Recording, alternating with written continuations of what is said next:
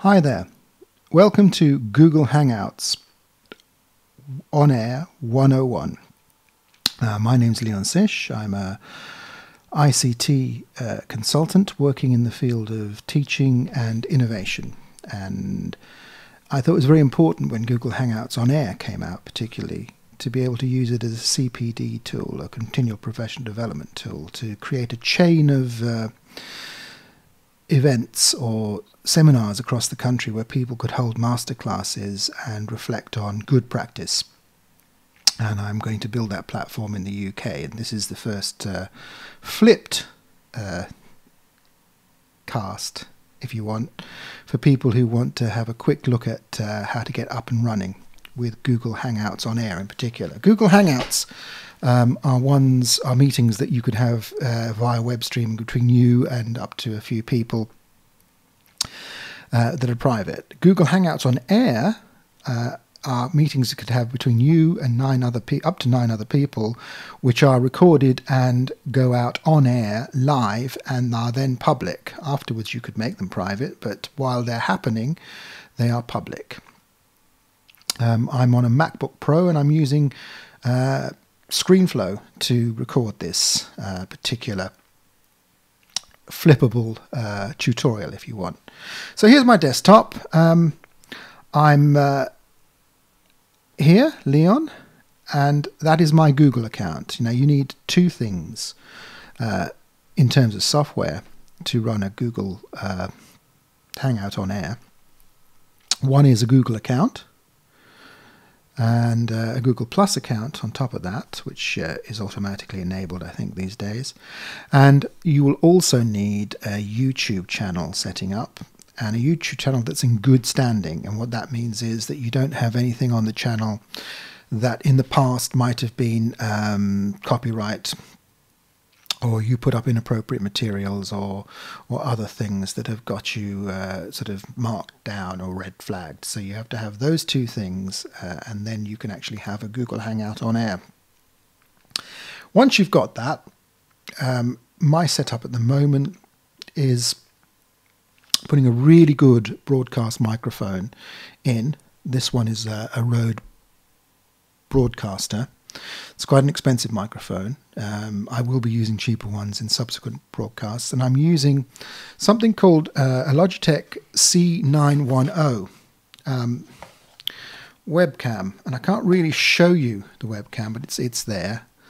And this on the Mac doesn't work very well with its proprietary software, but it's perfect for 1080 streaming on the web, especially if you've got a good broadband connection like I have.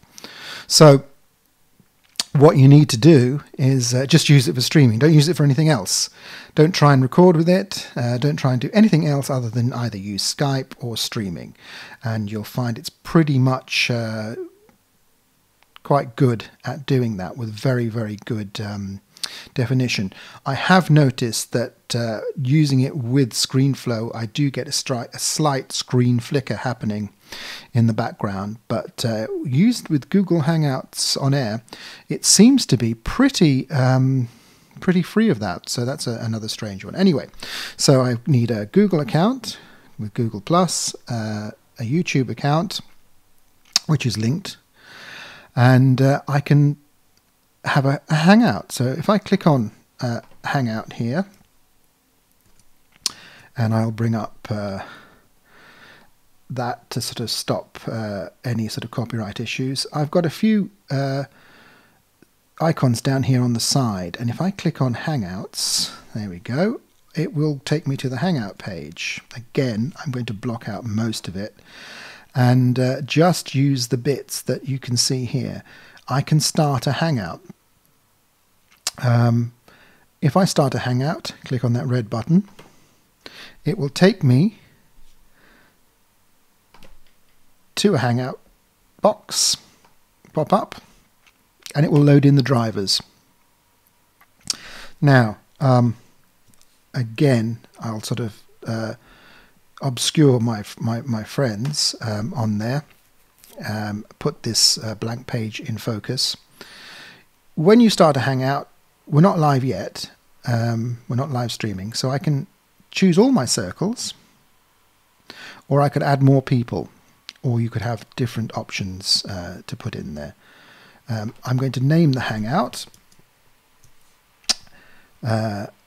which is going to be Google Hangout 101.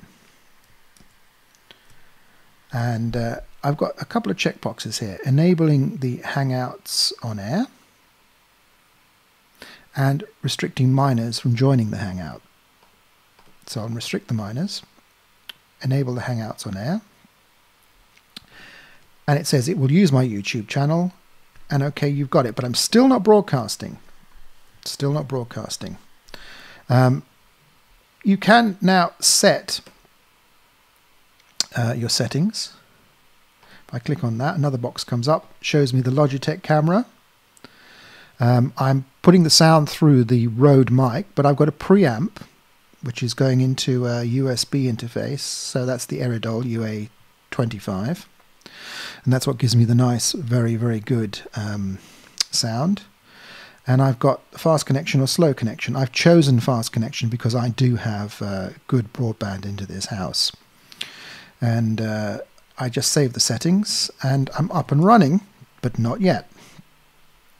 I have to click on Hangout. When I do that, I get a little beep, and if you notice up here, I get a start broadcast button. So I'm not broadcasting yet, but in order to broadcast, I have to click that start broadcast button. So if I click on the start broadcast button at this point, it says you are broadcasting publicly, and once the broadcast is over, a recording of the broadcast will automatically replace the live player so that people who miss the live broadcast can still view it.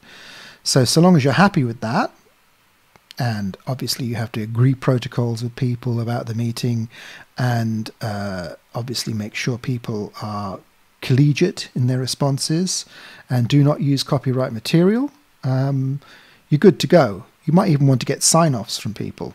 So I click on OK, and there's my screen in glorious 1080p. And here we have an interface with a number of things. I didn't show you, but earlier on there was a countdown, and now I'm actually broadcasting live. Here is the chat box. So here I can chat to any of the 9 people who may choose to be in the broadcast at that particular time.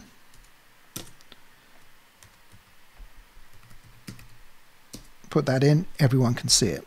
That's fairly easy to sort of maintain. If you notice up here, if I put in chatting to, you've got me talking away. I think it is timed, I'm not sure, so I've got to check that. If I click on apps, I can add an app here. If I click on that, you've got a number of apps that you could add into that space, but we're not going to use that at the moment. We're going to go back to people, and I can see the people. So I can toggle between people and apps that I want to view or share with people. So that's down there. Here I can invite new people. Again, you've got my friendship list. I'll close that. Here I can share my screen, and I've got several options. When I click on screen share, it gives me all the different windows that are open on my desktop, and I could choose one or many. I'm just going to choose the this one, which is the ScreenFlow app running behind, and I could share that window with everyone else and put it in focus. If I wanted to swap it to my browser window, it would go to there. You might have a bit of problem with focus when you do that, because obviously if you have a number of windows open, you might find it hard to get back to the Hangout, which is there behind everything else. Of course, this live Hangout is making no sense to anyone who are watching it live, because this is a screencast capture of my desktop. So that's for purposes of this particular broadcast. Okay, let's go back to getting our windows all in focus, getting my streaming window in focus, and let's go back through the options at the top here. So we've got chat, we can turn that on or off. We can turn on apps that we want to look at that we've got in the background that we may or may not have loaded. There'll be different features there in the future, I should imagine. We can invite people. We've just gone through that. We can share our screens depending on the number of screens we have up. And I should imagine you would be able to differentiate and block out your screens if you were more organized, so that you could actually show different bits of different windows that are in focus. But be careful, because it jumps through the browser when you do that as well. So that's a difficult one. Google Docs is good. You can share your Google Docs on your G Drive if you have G Drive. But beware, or be aware of the fact that everyone who is in the Hangout has to have permission to view that doc beforehand, because if they don't, they have to then request permission, and you'll have to go through the protocols of them requesting it and you accepting their request so they can actually see the document. So best to be organized before you do your Hangout and have a list of documents that you share with people's emails and their Gmails, obviously. You can run a YouTube video in real time, synchronously between those 9 people as well. So if you click on the YouTube option up here, it will load in a number of videos from YouTube as defaults. Depending on your broadband connection, this could take some time. So different people will get the videos synchronously, but some will, because of their broadband connection, get them less synchronously than others. If I type in Learn for Life, which should have some of my channel content, it'll bring up some of the videos that I've got and I have done over the years, and some of them are very, very old, and some of them are from other channels that are called Learn for Life, so you've got to be careful about your search terms. I can show this one where I did a talk about the gaming thing. It loads in, and other people have to then press the YouTube button at the top here, and there is a push to talk button. If you don't push to talk, you can't talk over it. So here's a film I made at Games-Based Learning, talking about my experience of gaming in a presentation from a couple of years back.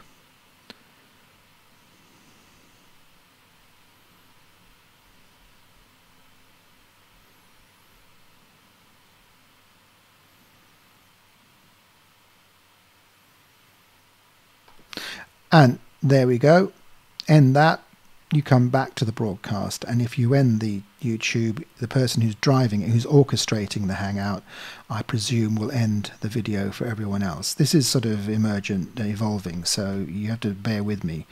We're having a Google Hangout on Wednesday to teach people this process, and we'll be experimenting with 9 people, hopefully. Anyone who's online at that time. Google Effects is a bit of frippery, really, for I would say people who are into this kind of thing. What it is it loads in loads and loads of hats and masks and graphics, basically, and overlays them in a layer on top of your video. So again, because my broadband is struggling at the moment, and I'm running a screen capture program, it's taking a long time to load them in. There's a bit of latency here, but as you can see, it then loads up my video, loads the effects in, or loads the placeholders for the effects. If you didn't have a video capture program running as well as your webcam, you wouldn't see this on the live stream, but you're seeing it on the ScreenFlow screen. And I can, for example, add a top hat, and that will appear as a layer above my head. Because there's latency, as you can see, it's taking its time, and that's quite processor intensive because nothing much is moving. I'll remove all of them, or just click on something else, yep, and go back to maybe, let's say, the chat. So again, I can add different apps. I can add a slide share program. And again, you have to have put your slide shares in your drive. I think also they've got a deal with MindMeister, the mind mapping program. You can load those into the drive as well. As you can see, it then loads up a number of slide shares. If I click on that one, these are the default ones at the moment. And you can actually give a presentation. Again, people will probably have to click on slide share to see it, but they can see it synchronously and you can start to present. Because I'm recording more and more video into the RAM, it's beginning to slow down this screencast. So what I will do is take off the slide share. You get the idea. You can present. And I will end the broadcast by clicking the red button. So it says you are now presenting. I could have shown that, and I will end the broadcast. Okay, the Hangout is now over, and I can close it. And what happens is, if I then go to my home, it will say Leon Sish hung out. If I had several people with me, it would say who I hung out with, and people can play back the video. Obviously, it will not have processed that video in the time that I've been recording it. It takes a bit of time on the server to process it, but all the heavy lifting happens on the server. That's why I can use the Logitech webcam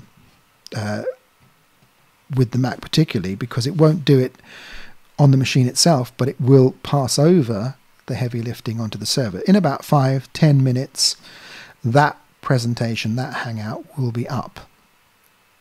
Now, of course, what we have to consider here is how you use this for CPD, continual professional development. And the most important thing really here is the fact that you do have to think carefully about how you orchestrate the way you have the Hangout. You have one person who facilitates, I should imagine, and then you have protocols whereby you have to think about how people behave online, remind people not to be inappropriate because it's going out live, and friends, family, even pupils might see it. And you have to think or second guess in many ways what content you've got to put up before the Hangout. Maybe you want to flip some content, give it to people by email beforehand, say, can you look through this? And then when you come to the Hangout, remind them about that. You also have to think about copyright material. You should not show that. And there is, when you first sign up for the Hangout, you are reminded not to show copyrighted material, which could then take, obviously, your Google or YouTube account into bad favor if you do things like that, and it's seen that you are using copyright music or material. So you have to be very careful what and where you show things. Apart from that, in terms of CPD, I think this is a really good tool to have on two levels, to have a nationwide CPD network where teachers or senior managers can get together and share best practice and reflect on it and have seminars about it and talk about it. Because remember, you can always make the Hangout private afterwards. And also a highly localized use of this for school communities, whereby you may not want to record the Hangout on air, but you might want to have a private Hangout behind the scenes that's not recorded, that no one can access.